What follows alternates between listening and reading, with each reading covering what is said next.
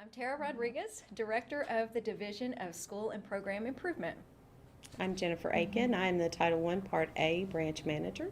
And I'm Christine Meisberger. I'm a program consultant on the Division of Educator Quality, Certification and Quality. Sorry. And so we're going to get to our agenda in just a moment, but beforehand, if you have a question during our call, please submit that to Jennifer at the address shown on your screen. Also, and we'll try to get those questions answered as during the call if possible, but if not, somebody will follow up with you as quickly as possible afterward. The call will be recorded and will be posted to our Title I Documents and Resources webpage. It usually takes a day or so, but we post those there so you can go back and refer to them as needed. So let's take a little short look at our March webinar topics, just to recap a little bit. During that webinar, we talked about some spring planning activities. We talked a little bit about, referred back to the allowability process and made that connection with the needs assessment, the school improvement plan and the district improvement plan, and how important it is and how far it goes to justify whether costs are allowable if you have those costs documented and can show them in your improvement plan and in your needs assessment. And we also talked about using the evaluation results from the Title I annual review as principals are planning for what their activities for the next year. It's important to take stock and evaluate how effective those strategies were as you're making your plans for the next year. We also had Melissa Farrell on the webinar. She talked about Title I Part A and serving students experiencing homelessness. And David Melanti was here as well. He gave some equitable services updates. He talked about the spring timeline and equitable services activities that districts should be engaging in at this time. He also walked us through the equitable services packet and the ombudsman resources. Today, Christine is here and she's going to talk with us about professional learning. Jennifer will provide us with some GMAP updates, and then I will talk about procedures for managing equipment and inventory. So let's go ahead and get started. Christine is our guest today from the Office of Educator Licensure and Effectiveness. Christine, I'm so glad you're able to join us this morning. Many of our districts are using Title I funds for professional development, and so I wanted to make the connection with you this morning because we want to make sure that those funds are being used to the maximum effectiveness possible so that they can improve student achievement. So can you tell us a little bit about your role here at the department? Absolutely. One of my newest roles is to engage as a Title II consultant, but also to continue support of professional development coordinators, and in particular, the most effective use of the professional learning guidance. So that's what I'm here to talk about today. Is there's a professional learning guidance document and how we use that to create, implement, and then evaluate your district evaluation PD plan. Awesome. Yeah, your district's professional development plan. Yeah. Wonderful. So in the Every Student Succeeds Act, in Section 8, or Title 8, there are a lot of definitions. And one of those definitions is around professional development. And I put just a little bit of that definition here on the screen. It says, and this is a direct quote from the Every Student Succeeds Act, that professional development means activities that are an integral part of school and LEA strategies for providing educators with knowledge and skills necessary to enable students to succeed in a well-rounded education. And then in B, that these are sustained activities. They are intensive, collaborative, job-embedded, data-driven, and classroom-focused. And then under B, there's a long list of activities that this might include. So what does the state of Kentucky provide in the way of guidance around professional learning? All right, if you go to Kentucky's professional learning web pages, on the very first page, there's the definition of Kentucky's professional learning. And it lists on the screen, the professional development means professional learning that aligns with standards and goals, focuses on content and pedagogy, occurs collaboratively, is facilitated by educators, focuses on continuous improvement, and is ongoing. So you see there's a tremendous amount of overlap with the ESSA, but it's specific to Kentucky and our goals. But I encourage you, I've got the professional learning web pages hyperlink there because in it you can get on the web pages and explore how to engaging with the standards. There's resources, and there's very few resources because these resources comprise a comprehensive professional learning system that Kentucky has chosen to implement. Around 2013 is when we implemented the system. So.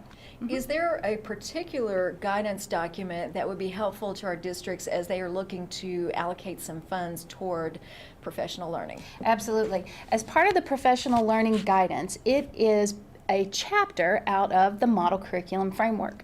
So if we look at the model curriculum framework and then the table of contents, it's arranged in such a way that we can see that the professional learning guidance is one chapter from that. Also, look at how it is constructed, and you can see that it is itself a continuous improvement model. And I really like that you say that, because we've said before how important it is that professional learning is part of a system and that it's not a lot of isolated activities. And so do you have a process to share that would help districts as they're looking to create that kind of professional learning system? Yeah, there is a very handy 7-step chart in the professional learning guidance, and I'm going to break it down in this way. First, I want everyone to see clearly how the professional learning standards are embedded 100% with all 7 standards, and then from there we look at how how all the steps laid out. And if we look at the top 4 steps, that is where our needs assessment occurs and where we set and identify our outcomes. The bottom part, the 5th, 6th, and 7th, is where we actually design the plan, allocate the resources, and evaluate. So it's laid out in a linear fashion because they progress. However, it is cyclical in nature because one leads into the other. And I really like that connection there in the center part of the slide between the needs assessment, the school improvement plan, the district improvement plan, and the 30, 60, 90-day plan, and that connection to professional learning. This just reinforces that this is one comprehensive system. It's not extra or duplicated work, but by doing these steps well, we can help ensure that when funds are spent on professional development, they're likely to have the greatest impact on student achievement, which is our ultimate goal. Yes, absolutely. And if we use these steps in a specific pattern, so I'm going to focus in on these steps 1 through 4. So each step you'll see is aligned to specific tasks, and those tasks are broken out in the middle column. So they lend themselves to be completed as part of like a regular meeting schedule and can be embedded within the school calendar's timeline. So although a group might be able to engage in some tasks within step 2, they really need to be completed after you complete step 1. They're meant to build upon one another. So these 4 steps absolutely will comprise together the needs assessment. And I'd like to now move into examining steps 5 through 6, or 5, 6, and 7. So if we look at these last 3 steps, that may help strengthen a district's use of their limited funds. What we have here is step 5 goes into exploring and researching the evidence-based professional learning options and to take stock of all those resources, which include federal funds. Step 6 is where we actually make the plan, and that's where we include all of our strategies, the indicators of achievement, where we create and then submit our budget using the federal funds. That is all step 6. And then step 7, implementation and evaluation of those plans. So it's really interesting that the actual allocation of funds happens late in this process. Is that correct? Yes, we know funds are scarce. That brings challenges for providing quality professional development. So one role that we have as consultants is to help districts correctly allocate the use of funds using all of their available guidance. This is a perfect opportunity for Title I coordinators at the district level to sit with other program coordinators such as Title I, Title II, Title III, to work collaboratively to leverage your funds to best meet the goals that you have outlined in your CSIP and CDIP. Absolutely.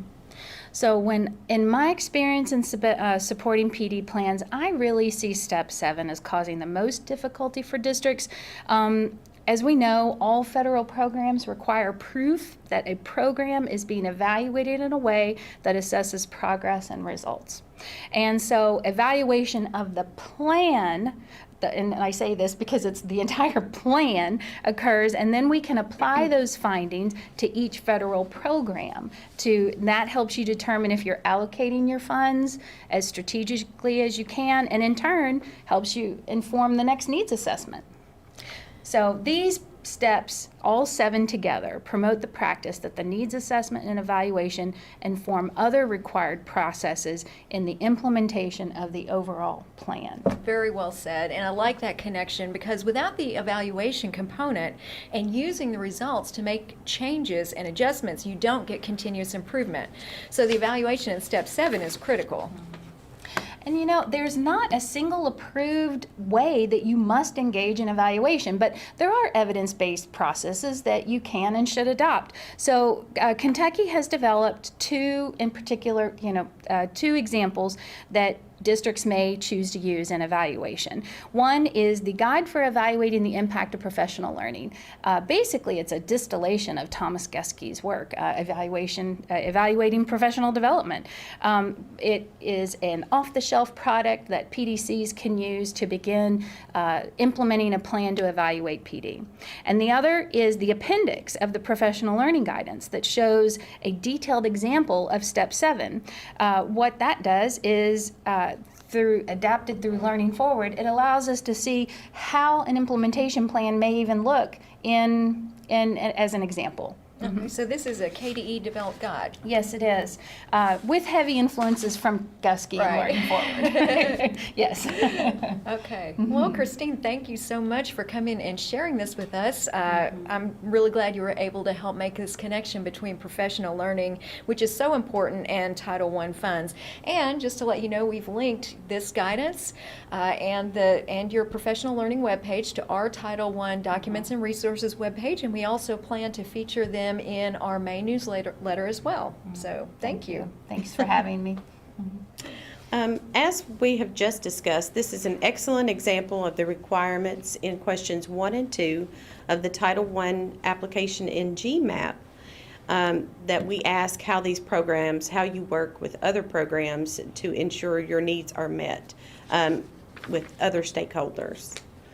This brings me to the GMAP updates. The good news is the consolidated application for fiscal year 20 is now available. Allocations will be uploaded throughout the day today. Your allocation should be available before the close of business at some point today. You should receive an email, and if you don't, you might want to check your clutter or your junk folders, but you can be checking that periodically through the day. The format has not changed of this application from the previous application, so hopefully everything will be familiar to you as you begin to navigate each page. We've updated the help pages and aligned those more closely with the consolidated checklist. Some specific changes in the help pages I would like to draw your attention to are the district set-aside page. We have linked the new guidance to this page. It is important that you read this and become familiar with its contents. This set-aside guidance has been discussed at regional meetings and communicated through the webinars and our newsletters. Again, it's important for you to consult that when you are filling out your district set-aside. Our consultants will be reviewing applications and using those guidelines outlined in this document. This slide will just show you what the new set-aside, the help page set-aside looks like. Okay, the English Learners help page is going to look entirely different. It includes new updated information and a link to the non-regulatory guidance to assist you in planning your services to EL students. It is important to know that if you currently do not have any EL students identified at your district, you still need a plan for students that may enroll. The school personnel and program description help page provides some more specific instructions regarding what we're looking for in the actual program description box. Many district coordinators requested an example, and so we're providing one. Based on the information on the help page, we see that I need to include the following in this example. Instructional areas of need, including the identifying a specific gap group, a description of how the entire school will address the needs by grade level, a description of school reform strategies that will be used and interventions for those students not meeting educational standards, and a description of the needs addressed by any staff that you indicate in the other category of your personnel section of this page. So using that guide, a sample narrative may look similar to this. ECE and free and reduced lunch students at all grade levels in the area of reading continues to be the main area of concern when addressing gap reduction targets at Jones Elementary School. The school continues to incorporate collaborative strategies where appropriate and is refining a full RTI model. Title I funds are providing a supplemental interventionist, targeted professional development, and a progress monitoring tool. Specific instructional strategies such as Linda Mood Bell are incorporated into daily instruction. Jones Elementary continues their focus on ELA standards with Right Steps and related trainings to enhance the school-wide writing program in grades K through 5. This sample is a good indicator for the information that you need to include on that page. We want this to be a simple snapshot of what your Title I program is helping to address in each building. The budget page now states that it would be very helpful not only for your consultant, but for you as well, to break down the amount allocated for each category by school. This is not required, it is simply a recommendation. For example, in 310F for this current year, fiscal year 20, your school year 1920, in 0110, certified salaries, it would be beneficial if you were, for example, to budget $300,000 in salaries if you would either A, break down the codes by school code, or use one code and in the narrative provide information similar to the following. For example, $75,000 for the district coordinator salary, $100,000 at Jones Elementary for certified salaries, or $125,000 at Smith Elementary for certified salaries. The same would apply to all narratives, such as supplemental materials, general supplies, etc. It is extremely important to work closely with your finance officer when planning your program, as well as entering information into GMAP. Work side by side in front of the computer when entering the codes you will add in GMAP. This is not a requirement, but it would make things easier when you are aligning your pages. Munis and the budget pages in GMAP must align code for code, which is something we look for when monitoring. Some other helpful hints as you go through this application. If you're fortunate enough to have 2 computer screens, use 2 internet browsers and log into GMAP in both. Use one for the help page and one as you maneuver the application. This will help you as you move through each page to make sure you have all of the required information entered, as well as make things hopefully more clear. If you do not have multiple screens, copy and paste the help pages into a GMAP document, print the document, and have it in front of you as you move through the pages and programs in GMAP. Well, thank you, Jennifer. I mean, this is important information because, as you said, the new application will be available sometime today. So, again, an approved application is a requirement for getting those Title I funds. So, important part of our program. There are some other requirements of the Title I program, as everyone is well aware, and one of those is having documented processes and procedures.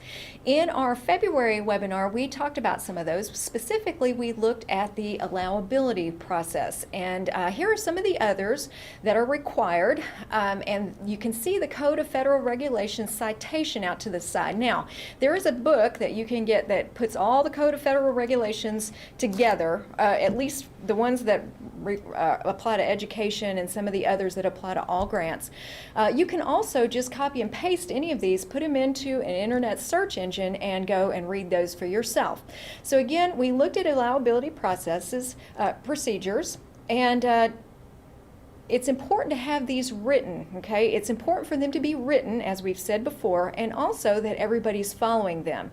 I put a couple of citations at the bottom to help explain why having these written and documented processes is so important. First of all, you see there's a requirement to keep records to show compliance, and second, there's a requirement to maintain internal controls. Having documented processes and procedures that everybody follows is a very strong internal control. And again, you know, something that we haven't said a lot, but it's not just for districts. This is for anybody who either is a pass-through like the State Department or anybody who's getting federal funds. These are requirements for everybody. Today, since we're getting towards the end of the school year and a lot of districts are working on their inventory, we're going to look at the procedures around managing federal equipment purchased with federal funds and other items. So an inventory process, if you will. A lot of your districts already have documented processes and procedures around something like inventory and around procurement, for example. But there are some extra requirements around inventory. And so we're going to take a look at those a little bit more in depth today. We have a document on the KDE Documents and Resources page that deals with inventory. And I'm going to show you that here real quick on your screen. Just walk through that because it's a really good and helpful document. All right, this is the document. You can see a lot of citations from the Code of Federal Regulations in here. There's a section that talks about the terminology because these are specific definitions in the federal guidance. Our guidance document kind of walks you through how to create an inventory management system, and this is where your documentation of your processes would be important.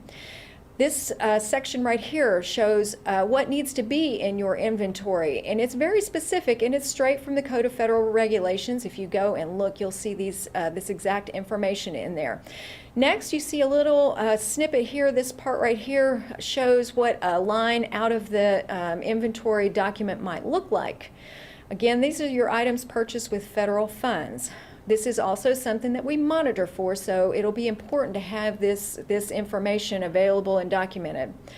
It tells you how to label your Title I purchases and gives you some examples for what that might look like. Your process also needs to keep, here we also have something for targeted assistance and for non-public schools. Your process would need to have some information about that, as well as how equipment is disposed of if it's no longer needed or if it's no longer functioning.